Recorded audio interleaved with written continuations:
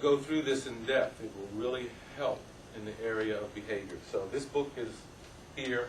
If you want to come up later, you can thumb through it, the author, and you can get this and order it from any, I guess, Walden, or what are some of the other popular? There's 2 or 3 that I know. Okay. I'm thinking of Amazon. What is it called? Borders? Borders. Yeah, yeah, all of those will carry this book. I did a piece on self-development. I just want to share something in it with you very quickly. Very powerful, sometimes mystical, sometimes magical, for some even miraculous experiences occur during a 12-step meeting and during the 12-step process. And in moments of sharing between 2 people or more, okay, or the group setting, such as a 12-step program. And by the way, I'm reminded of where 2 or more gather in my name, there I am in their presence. In the group dynamic of sharing between 2 or more, in that moment, impressions, or what some call memories, are triggered by the sharing.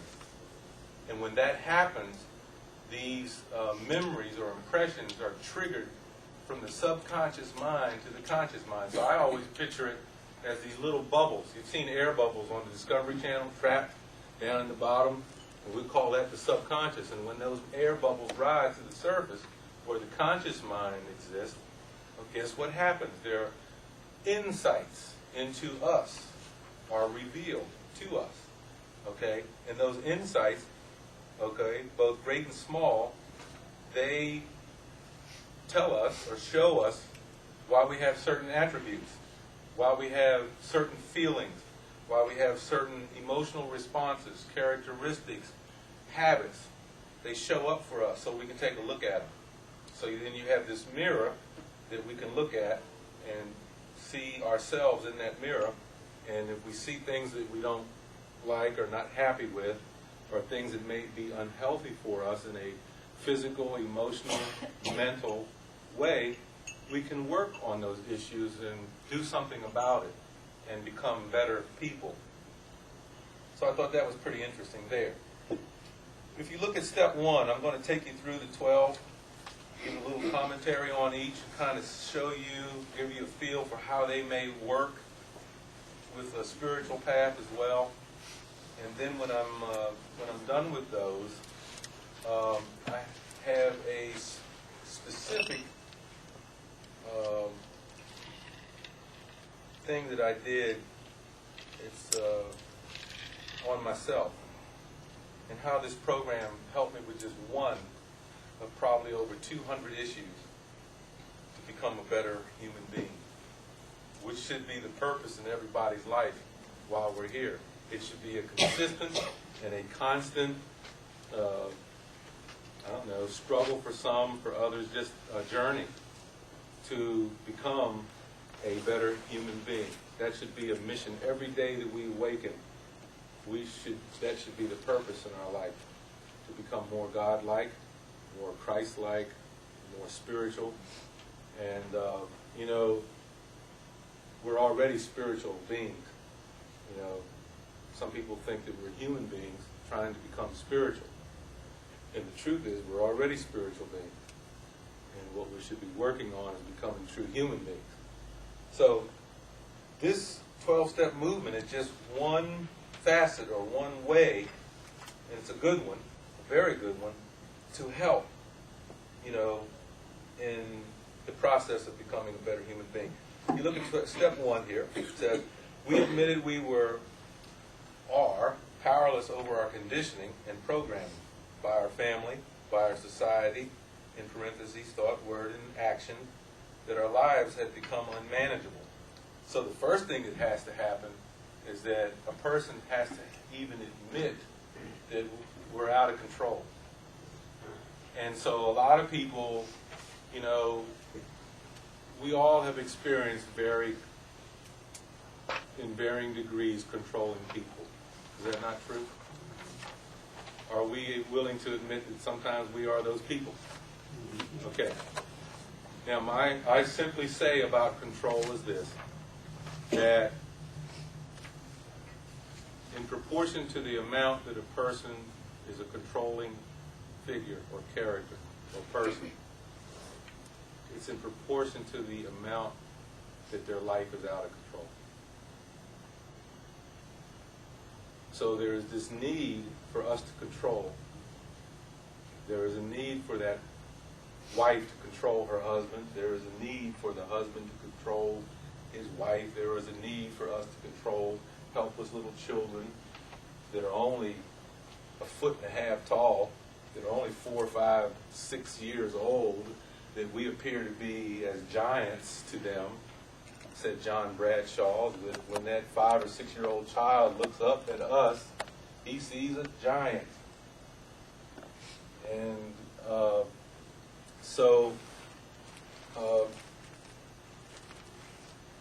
what I want to say here about step 1 is this. We come to realize and then admit that we are not the doer. My life is out of control, and I am not in control. We are taught on the spiritual path that at our current level of consciousness, the soul has given up and lost control. The mind and senses have taken over. The mind is an entity of habit. Anything done over enough time becomes a habit. Habit in time becomes nature.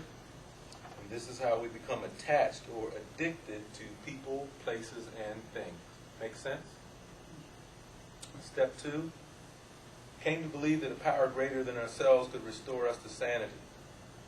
So this number 1 is huge because there has to be an admission that something's not right, that something is unhealthy going on in my life, and I don't like it, and I'd like to change it. So we are now arrived by, after we've done a 1, we go to 2, and it says, come to believe that a power greater than ourselves could restore us to sanity. And I simply say to that, to keep it simple and short, I'm going to repeat to you a little prayer that some of you have known for a long time from Guru Nanak. He would say, Lord, lead us from darkness to light, from mortality to immortality, and from the unreal to the real. So we are living in an unreal world. We are living in insanity. And it's actually an illusion that we are sane. We are insane, and we're trying to get back to the sane. We're trying to get back to sanity. Okay. We're all here, and a beautiful analogy is like the salmon that we see on the Discovery Channel. And they spawn in a certain place, and what do we see them do? We always see them struggle to return where? Home. Okay, and believe it or not, each and every one of us, there's a constant struggle within many of us because we're trying to find God, we're trying to seek out God. We're all at different phases of that journey, but the restlessness that many of us experience in our heart or in the soul is because the soul knows that it's a part of God. Okay, what gets in the way between the soul and God is the mind. And what gets in the way between the two is emotion. And what gets in the way between the two is the ego. Immediately when we separated from God, at the very beginning of creation, the ego was born. It was the very first thing that was born because we became individuals. So if you're an individual, you have to have a certain amount of ego. Okay? So, came to believe that a power greater than ourselves could restore us to sanity. We're sort of now taking the path of surrendering to our higher power. Step 3, made a decision to turn our will and our lives over to the care of God as we understand Him. Okay? So, whatever that power is to you, okay, we are turning our will and our lives over to the care of that power, to that force, to that energy. Okay? This is where we learn the dynamic of letting go and letting God.